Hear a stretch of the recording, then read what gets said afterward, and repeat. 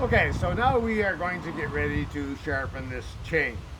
As we discussed in the previous video, it's important that we have the right size file and we know the specs for that particular chain. Things like file diameter, top plate angle, that kind of thing, which we will typically find on the box that the chain came in. For example, this one says 30 degrees. As a general rule of thumb, Stihl uses 30 across the board. Oregon on their chain uses 25 and 30 and sometimes 35. But on Stihl chain, we're pretty safe at 30.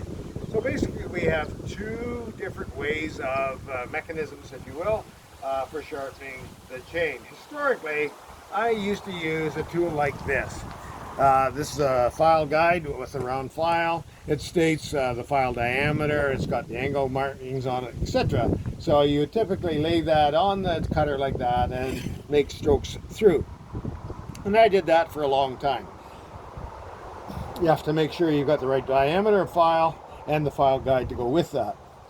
Once you've done all the cutters, as you file down the cutters, the top plate here is on a slope, and so as it slopes down, as you file that away, that lowers the height between the top plate and what this is called the depth gauge. Some people call it the drag or raker. The correct name is depth gauge because it gauges the depth to which the cutter is going to bite.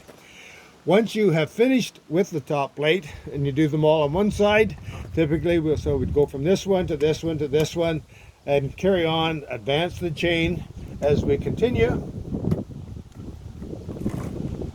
until we get back to the starting point. Then we would turn the saw around and file the cutters on the other side.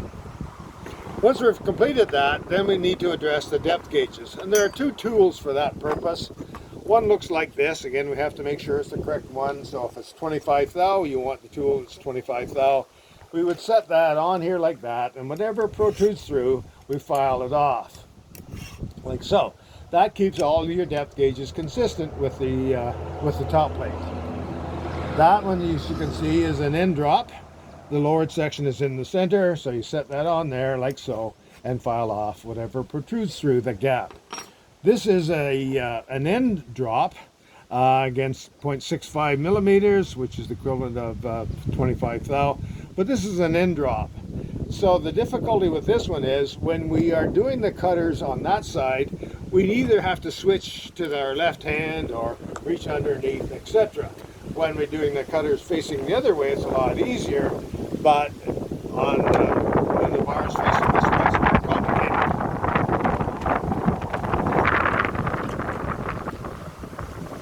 So my preference is the center drop so that we have a handle on both sides. That was the way I used to use the tools to sharpen the chain. Now I like to use this tool called a 2-in-1. Again, we have to make sure that it's the right size file diameter, but what it does the top plate and the depth gauge at the same time. There are two round files for the top plate and this flat file that does the depth gauges. So to start, we will move ahead till we find our starting point.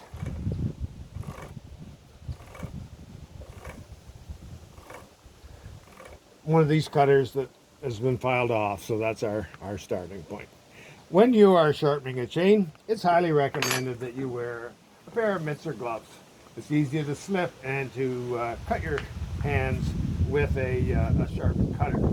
So with your hand protection, I like to take this 2-in-1 tool. This is a built-in 30 degrees, so I'm going to take my starting point and I'm going to line up the cutter like so. Line up the bar with the chain like so, and I'm going two hands across.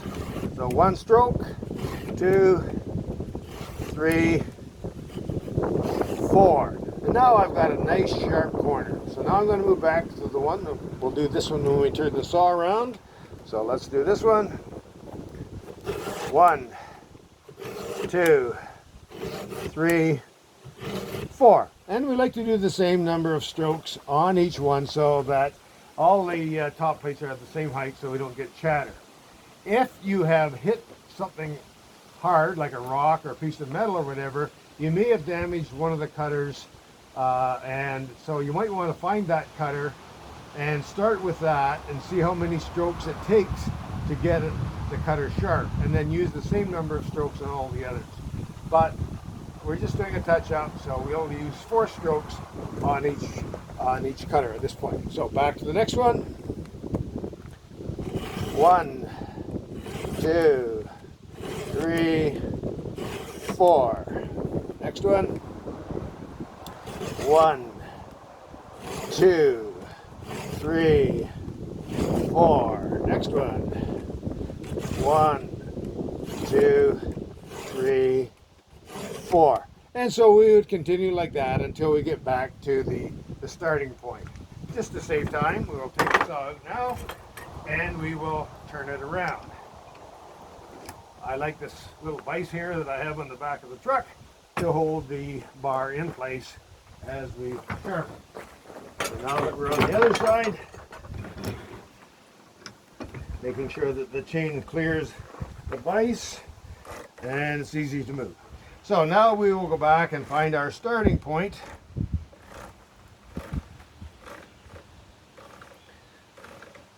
So there is our cutter that's been marked, and now we're going to use the same tool on the other side. So now we have to obviously change direction. This is where we now will, there's an arrow on here that tells us the direction, and so now we are ready to have the round file on the left side and of course the flat file in the center. So once we found our starting point, then we will move back 1 space or 1 cutter and start the other side. So there's our starting point. So now we're going to go 1 behind it. So again, we want 4 strokes. So we'll set that in there. So 1, 2, 3, 4. Next one. 1, 2, 3, 4. And I like to do the sharpening on the center of the chain of the bar so that it's nice and flat rather than working on the tip, etc. Okay, so we'll do the next one. So here we go. 1, 2, 3, 4. And we continue like that until we get to the other to the starting point, and then our saw has been our chain has been sharpened properly. And again, it's not a bad idea just to visually check at the end, just to make sure that you've got good sharp corners on every cutter, so that will make sure that we get some good clean cuts when we're actually cutting wood.